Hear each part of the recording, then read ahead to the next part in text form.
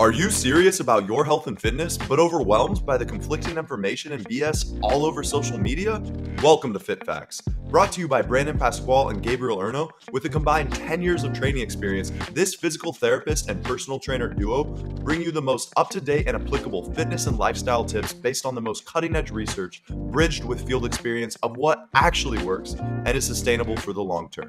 Enjoy. Welcome to Fit Facts. My name is Gabe. I'm Brandon. And today's episode is all about the most common muscle building mistakes that you either have made in the past or you're probably making now. Let's be honest, most people are making at least one of these mistakes. Yep, at least one, maybe more than one. Maybe more than one, right? So, number one is going to be program hopping. Now, this is if you're even on a program. So, a lot of people, they work out in the gym and they just kind of go in and they'll say, oh, today I'll do, back and arms, and their back and arms workout one week will be completely different from the other week. And Brandon, as we know, that's not what you want at all, because if you want to make great progress, whether it's strength progress, whether it's building muscle, whether it's rehabbing injuries to some extent, you want to incorporate what's called progressive overload, where maybe you're saying, I'm focusing on the squat movement right now as one of my lower body day lifts. And so I'm doing the squat like every week, maybe twice a week. Every time I do that squat, I want to add maybe more weight, maybe more reps, maybe more sets. But you're progressively overloading that stimulus or the volume from that exercise so that you can adapt and get stronger. And, people who just go in and they're like, this week I'll do leg press, next week I'll do lunges, next week I'll do squats. They're never able to build on that adaptation. So, that's one thing a lot of people do. They don't progressively overload. That could be a tip in itself. Yep. But for the people who at least understand that base thing, right? Like, I need to progressively overload to some extent. One thing that many people do incorrectly is they'll program hop. So maybe they'll say, all right, I'm doing a push-pull leg split, and on this day I do these exercises, and it's, it's like that. Or maybe they'll say, I found this thing off the internet, Wendler 531, I want to follow this, whatever. And they'll follow it for maybe 2 weeks, 3 weeks, and then they'll get bored. Yep. Or they might not be seeing the progress that they want to be making. So they give up completely. So they say, you know what? Let me blame it on the programming. It's not my diet. It's not the fact that it takes time to build muscle and strength. It's not maybe I'm making one of these other mistakes. It's the program. Let me switch programs. And they get into this cycle where they're constantly program hopping.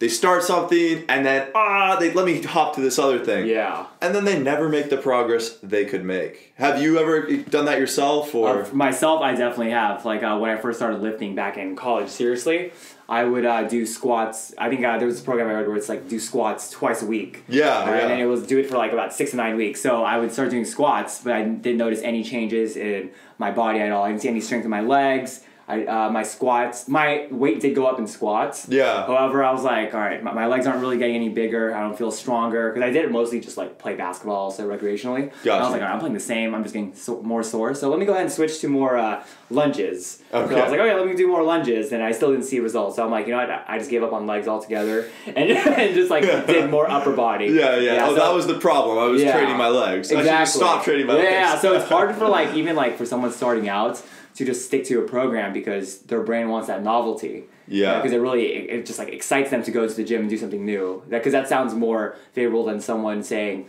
it's time to do the same old routine I've been doing for 4 weeks. Totally. And I respect that, right? We both enjoy the novelty as well. It can be boring to just be doing the same thing week in and week out. Yeah. So I know what we found is there's kind of a range. There's a minimum and maybe a maximum range where you don't want to follow a program for too long because then your body will adapt and you will start making inferior progress, but also you don't want to follow it for just a little bit because you won't be able to progress at all. Yeah. So I think I'd like to hear if you agree. For me, I think the sweet spot optimally would be maybe 4 to 6 weeks. I was just about to say 4 to 6 weeks. Yeah, 4 to 6 weeks where you're progressing on the same things week to week. But we have found that I have a lot of clients who I'll often do 3-week phases with, just because since they're newer, they really crave that novelty and they can get bored in their workouts. And I want to respect that, but at the same time, I don't want to give them worse results. So I've kind of found the minimum I'm ever going to give someone will be 3 weeks because we still have enough time to get stronger progressively at an exercise. Yeah. But then you can switch it before it gets too boring. On the other hand, if you're going as high as maybe 8 weeks, maybe you can do that. but then you're probably at risk of overtraining at that point. So I think 4 to 6 weeks is good to where like you do a 4 to 6 week period where this is my split. This is how I structure my workouts. Then you can take a deload at the end before starting another phase or repeating that same phase potentially. So that I found is a really good zone to be in. Yeah, even with like rehab, with rehab progress, it's a lot harder to like get those clients to kind of commit to that 6 week plan because let's say one of them is like, I want to go up the stairs at my house without feeling that knee pain. So like they'll do the exercises for a good 2 weeks and they'll be like, I still have knee pain. So then I ask them other questions where it's like, oh, you have knee pain going up the stairs. Okay, but what about like the knee pain you said when you're just standing and doing dishes? They're like, oh, it went away. Yeah. And what about like the knee pain you got when you're like getting out of your car? It's like, oh, that went away. But then they'll say, but I still want to do the stairs without knee pain. So it's hard to like kind of see those little small changes. Yeah. You have to point that out to them. Like, hey, you do have progress. It is happening. It's just slower. It doesn't happen in a week. It's all about just like being consistent with it. Consistency is really huge, and we'll definitely get to that. Yeah. But the second mistake that I see a lot is prioritizing weight over form. Oh, that's a big one. Brandon, we're guys. We have egos, right? Yeah. I want to lift more weight than you or you, just because that's inherently, like, I don't know, it's just something about having the ego. Like, it's easy to, when you're lifting with a friend, maybe normally you do 135 pounds on bench press, but you're lifting with your buddy. I want to impress him a little bit. Yeah, let me step it up some. But that is not conducive to making good progress. So this is one thing I actually love about lifting weights. It kills your ego, because if you want to make better progress, you have to sometimes like drop your ego. So for me, when I started implementing these things, I had to hurt my ego a little bit. I had to say, wow, I was doing maybe 185 pounds for my sets on, I don't know, bench press. Now I'm doing 165. It doesn't look as cool on the bar, but wow, I'm getting way better progress. And it's so worth it if you can just say like, do I want to feed my ego or do I actually want better results? Yeah. So with that, the 3 things that I really notice the most is going to be number 1, rushing the negative. If you're doing a slow, controlled negative, that is going to be really conducive to making good muscle gains, and also with strength progress, it's going to be just help you maintain that form, that total body like rigidity that you want. If you're just dropping the weight, you're going to lose a lot of tension. So you want to have a nice controlled negative. For strength progress, it can be like, as fast as a second, maybe up to like 3 seconds. But if you're going bodybuilding, you want like a 3 to 4 second negative. So I'm talking like 1, 2, 3, 4. And how often do you see that happening at the gym? Yeah, you see a lot of people, they bring it down, they rush it because it's just hard to control it. And then they rush it so fast that it just bounces off their chest, and they bring it up and they say, oh yeah, I'm benching this hard right here. And I have clients, they'll tell me like, I can do more weight, I just like, not if I'm doing it this slow. And then it's like, well then you can't do more weight. Yeah, because yes, you can do more weight, but now like you're getting less muscle damage, you're getting less consistent tension throughout the movement, because if you're going really fast, there's going to be a point where it's all momentum. Like if you think of a bench press, you're coming down and you just bounce it off the chest. Gravity. Your muscles aren't helping you with the balance. Yeah, that's gravity. Yeah. So I see that so often in gyms. I think you rarely see someone doing a true like 3 to 4 second negative. But the minute that I really started prioritizing that, my ego hurt a little bit, but my muscles were happy because I got stronger. I got more muscular, and there's less of an injury risk as well. Yeah, especially because like if I have like first time clients getting right back into weightlifting, I tell them to go. The first phase is always like going slow with every movement. I don't have them do anything for like 15 reps. Go as fast as you can. Exactly. Especially because then they're gonna skip that foundational movement of like knowing where the muscles are. Totally. And how to control the weight. It takes a lot of neuromuscular coordination to do that too. So like if you've really never done an exercise, or you're like newer to it, sure, there might be a time and a place, especially if you're doing like athletic performance where you're trying to be like, you're more focusing on power. So maybe you don't need the super slow negative. You go a little faster, whatever. Yeah. But you need very good coordination to do that properly and not injure yourself. So like that's just something that, for almost everybody listening, you want to have a nice controlled eccentric or negative portion of the movement. Yep, it'll just benefit you in the long run when you want to get better and move more weight. Heavier weight, I should say. Exactly. Yeah. And next, within those mistakes of prioritizing weight over form, we have partial range of motion. this is the same thing. The ego jumps in. I'm not going to say any names right now, but one of my best friends has 3 brothers, and they're gym rats, and they're great guys. But they have giant egos, and they're always like telling me like, yeah, I did the 110-pound dumbbells on like incline press, and I'm like thinking, initially I was like, wow, you are so strong. Yeah. And then I see their videos, and don't get me wrong, they are still strong. Yeah. That's a lot of weight to move, but they're not even going to like 90 degrees. And the thing with that is the most stimulative portion, the portion that is going to stimulate the most muscle growth is the stretch portion. So think, on a bench press, dumbbell incline press, it's the bottom. Yep. On a squat, it's the bottom.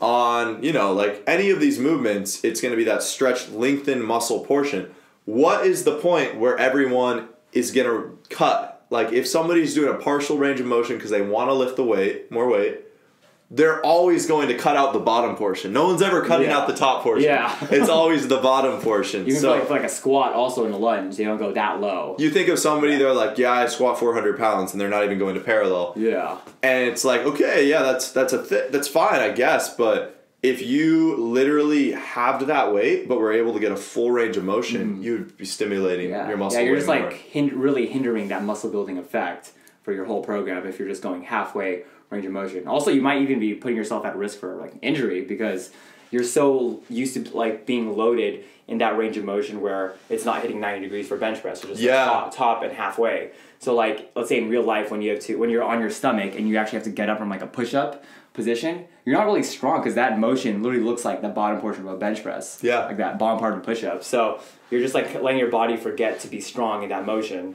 So that's why you might get a lot of you might be at risk for injuries for that one. Use it or lose it. Like you say, like if you're not actually using a certain range of motion, you can't expect to like go play football or something and now like I don't know, you're throwing the football and your like arms way back here, but you never use that in regular day life. Like now you might strain your shoulder. Like it's gonna be much more likely. Yeah, that's such a good point. Even like pec, like because we're talking about egos right now, like people who get like pec tears at the gym, it's usually because that pec muscle isn't used to that eccentric motion because it has to be strong eccentrically when you bring it down. So people get a pec tear because they never really phase their program of just going 5, 4, 3, 2, 1 all the way down. They're just used to bringing it down and then up, and that's where they get that pec tear. So again, it's the same point, right? Like we're going to increase injury risk. Yep. We are going to get worse progress, but the positive, we get to use more weight so that when we post on IG or we tell someone at the bar how much we lift, it sounds better. Oh yeah. So you're gonna be less jacked. You're not gonna look as good, but the number will be higher that you say.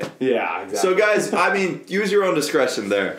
The third point is going to be not focusing on the mind-muscle connection. So the mind-muscle connection is that connection that you have with the target muscle when you're doing a dumbbell bench press. Do you feel that squeeze in the chest at the top of the movement? When you're doing a bicep curl, do you feel the squeeze? To allow for that mind-muscle connection, you need a slower negative usually. Yep. You optimally want a full range of motion. That's going to really help with that. And the mind-muscle connection is something where like maybe initially if you're a newer lifter or you haven't done an exercise for as long, it might take time to develop, so it's not like you don't have a mind-muscle connection, so you're just doing it wrong. Like, that's not necessarily true. But if you're not prioritizing that, you will get worse results. And, like, I know for myself, there's certain weights where maybe I can perform a movement with, like, a good tempo, good form, a weight that's good for me, but I just won't have the same intent. Like, maybe I'll just be focusing on my chest squeezing in a bench press or versus just doing the movement but not focusing on that, and I will get more out of that movement. Yeah. So that is really, really beneficial. It really is all about just like training your brain to feel the muscle more. So it does take a lot of repetitions. That's where you really have to like program those exercises like at least twice a week so you can actually get that mind-muscle connection. Even like a common one actually is for like lateral raisers, because I remember the first time where like when I was doing lateral raisers, and I actually felt it in my lateral deltoid, like that middle shoulder muscle. I was like mind blown because when I would do lateral raises at first, I would always feel it like in the traps or like the rear delt area, the back area. But then like it wasn't until like maybe like three or 4 years ago when I was like already like, I thought I was like an experienced weightlifter, bodybuilder.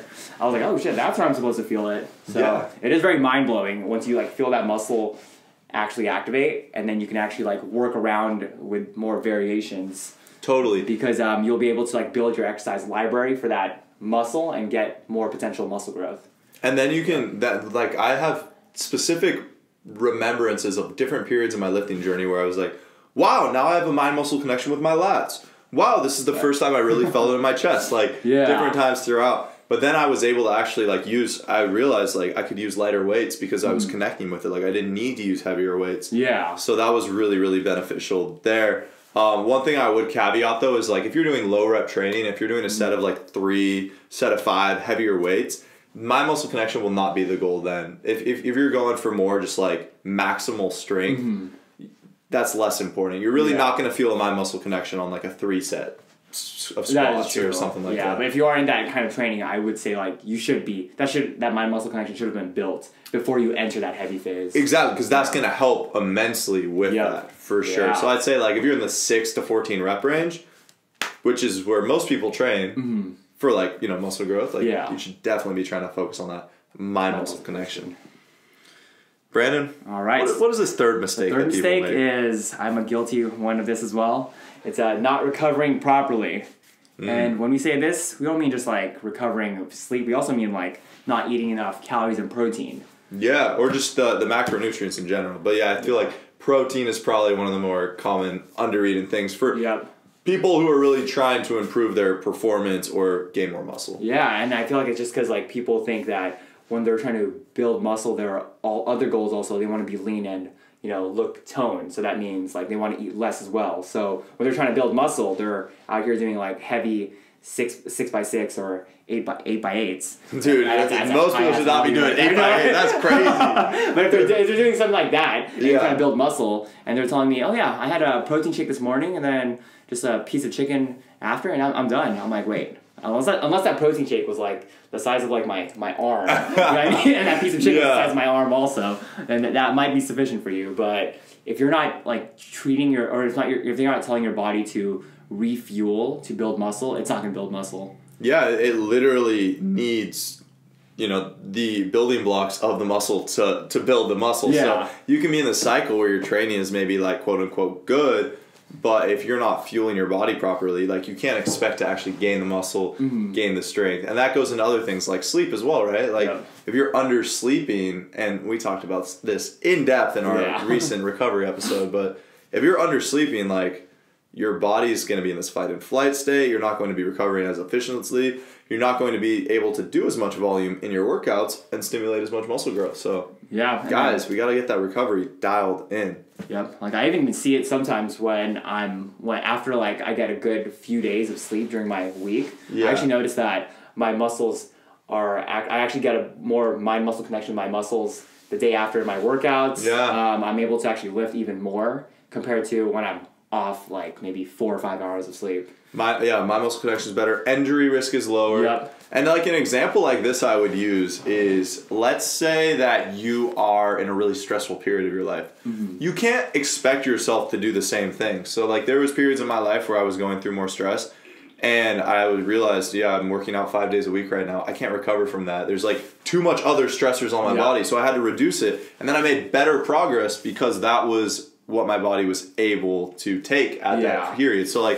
think of someone going through a divorce and are they still going to be able to lift 6 days a week? Maybe not, depending how stressful that is for them. So whatever your current life situation is, it's just good to remember that you may have to adjust. You may have to regulate your training from time to time. Even if your plan said, I'm lifting 5 days a week and I'm doing this for 8 weeks straight, you might have to adjust it depending on what's going on. Yeah. Yep.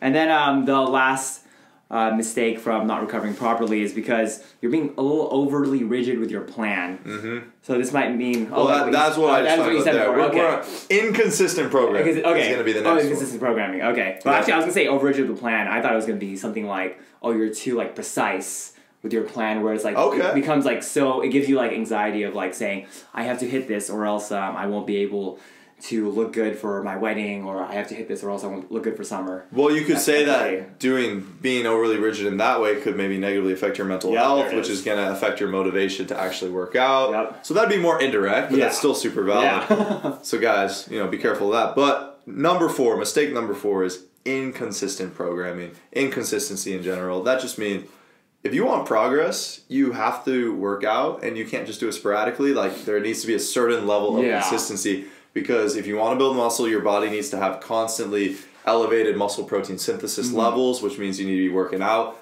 more than once a week, at least 2 times a week. A lot of people can make really good progress twice a week. At least 2 times a week to see significant progress. Oh yeah. Like a lot of our clients, they see us 2 times a week, and the progress that we see with them is very small, like 1% wins every week. So that's why I've had some. I would disagree with that actually, because I've had some clients make like amazing progress off working out twice. Oh no, I'm talking about like after a week, like. One week, those incremental wins. Exactly. Yeah. So you get the incremental wins week by week, and then over time that will come down.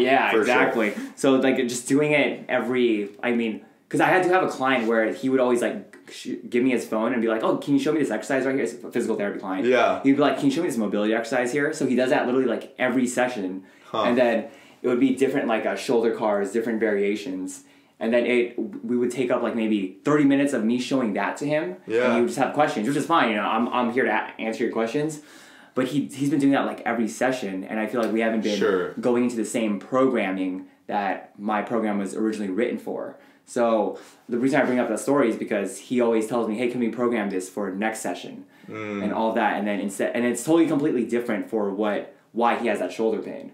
So yeah, so he's maybe not understanding like the nuances of why you're programming, what you're programming. Sure, this is for a shoulder too, but like your shoulder, it's a little different. It's a little different, yeah. Yeah, and also just by switching these things up constantly, like you're attacking different things. You're never consistently improving on that one thing you're trying to attack. So yeah, inconsistency, guys. That's something where I see it so much. I think that's probably the biggest detractor from making progress in the gym is inconsistency. I really do. I think that's something that like a lot of people struggle with. Even like you'll see the newbie gains in the beginning. It's really easy to make progress, and those stall a little bit, and people get really demotivated.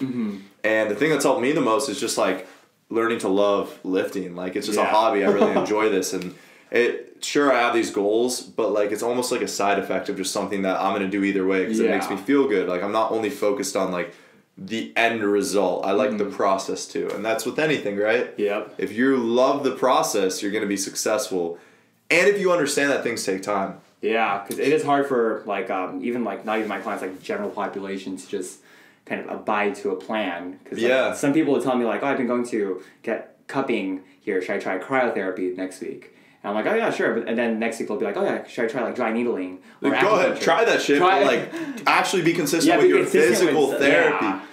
Yeah, and I think that like people struggle with that consistency so much, but if it really helps, like what I've shifted my mentality to in like business and my other pursuits is being okay with things taking a long time. Like when I have a goal, I'm like, okay, like I'm gonna give myself 5 years. Like I'll start like every new pursuit I had, I'm like, I'm doing this podcast for the next like 3 to 5 years. Like whether it's successful within the first year, I don't really care because no matter what, I've already decided I'm just doing it for 3 to 5 years. And when you have that mentality, it's going to be a lot easier to stick with it, and you won't be as like obsessed with the progress, whether it's happening or not. So in the long run, you'll be more likely to actually achieve that progress. Yeah, it's like if you're like doing long-term investments, like obviously you're going to buy when the stock's low, but you're not going to be checking it every day because it's going to go down depending on like a bunch of variables. Yeah. So you can't just like just sell your stock right when it's like starting to plummet or when it's like at its highest. You kind of want to gamble between like, or you kind of want to sell like when the time is right. And that's why you're saying like a time goal for your business. 100%. Yeah, even with like you think like the S&P 500, you put a bunch of money in there, maybe you're getting like, I don't know, I think the average return is like 5 to 7% annually or something. Yeah. But it's like within that average return, sure, like maybe every year it like averages out to like 5 to 7%. But there's going to be a day where it drops down a ton. Or you're like on a high, but if you just sell it, then you're screwing yourself. Like no, it's just like consistently stay in it, keep putting in that work, which with investments just means not doing anything. But with lifting, it's like keep showing up to the gym. Yeah. And it's gonna be so worth it in the end. Like it's such a gratifying feeling to be like, wow, like I didn't quit, I kept going, and I'm like now reaping the rewards. Yeah, it's like long-term investments for your body. Like you start working out when you're like in your late 20s maybe, and then later on like in your 50s. You're gonna really reap the benefits of like, wow, I have a little more muscle right now. I'm able to play with my kids, grandkids like this. Still play flag football, stuff like that. Yeah. So, I mean, guys, like, really take these to heart because I see so many people make these mistakes. I've made all of these mistakes. I have as well, for sure. And when I don't make these mistakes, my progress is way better and I'm way happier. So yeah, we don't want you guys to fall off. No, we don't at all. And the number one tip we have in here, though, that we haven't discussed yet, this is mistake number 5, guys. This is a really serious one. Not subscribing to Fit Facts. Not subscribing at all. Not subscribing on YouTube. Not subscribing on Spotify. If you do follow us on Spotify, follow and rate the podcast. We're soon, today actually, we're gonna push the podcast out to a bunch of different platforms. So check it out on Apple Podcasts, all of that stuff. But guys, seriously, we really appreciate it if you're watching the podcast. We love making this show. Oh, yeah. So please support, share it with a friend, and we'll see you all in the next episode. My name is Gabe. I'm Brandon. See you on the next one. Peace.